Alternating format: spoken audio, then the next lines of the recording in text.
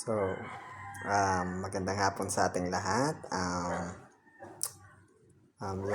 Yung tinitle ko dito po, no? Love of God. Tapos ano po, that people perisheth.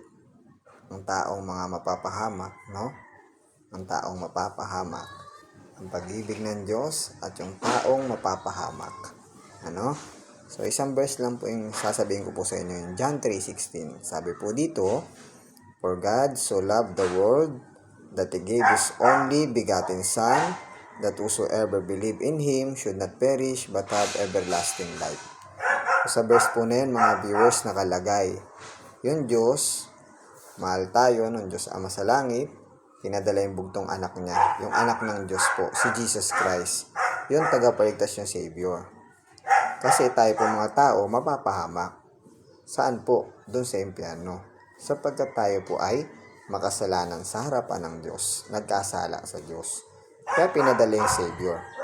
Ganun tayo inibig ng Diyos, tayo mapapahamak, no? Ipinadala yung paraan para ang tao maligtas. At si Jesus Christ po yun, no?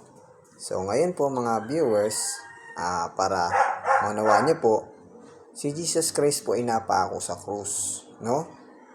Dumanak ang dugo niya doon, binayaran niya yung ating kasalanan doon. Nag-shed yung dugo niya doon, pantubo sa kasalanan, no? Siya ang nag-pay, si Jesus Christ po, no? At namatay si Jesus sa cross, at nilibing, at muling nabuhay sa ikatlong araw. Kasi, He paid the penalty of sin at the cross. Yung penalty na death, no? Tayo mapapamak sa impyerno. Yun yung binayaran ni Jesus ng sacrifice niya sa cross, yung sin, yung penalty. Yung kasalanan kasi po, yun po ang magdadala sa atin doon sa impyerno. Lahat po tayo nagkasala sa Diyos. Kaya ngayon, meron ng way para maligtas po, si Jesus Christ, no? So ngayon po, tayo po ay nagpa-pray sa Diyos ng isang pagsisisi at pagtanggap sa Panginoon, no? So let's pray.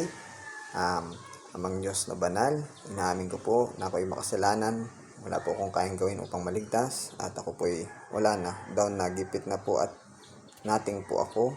Hindi ko kayang baguhin sarili ko at iligtas. At hirap na din po ako sa buhay nito, pagod na. Ngayon po, ako po ay nagsisisi amang Diyos na banal ng buong puso ko. At tinatanggap kita, Lord Jesus, bilang Panginoon ko at tagapagligtas Savior God ko ng buong puso ko by faith. At naniniwala ako, nagtitiwala ako, Lord Jesus, na binayaran mo po ang aking kasalanan doon sa krus ng Kalbaryo. Ng dugo buhay mo, ng pagkamatay nyo, pagkalibing nyo, at muling pagkabuhay. Tinatanggap ko, Lord Jesus, yung sacrifice sa cross na magligtas sa akin. Salamat po. In Jesus' name, Amen.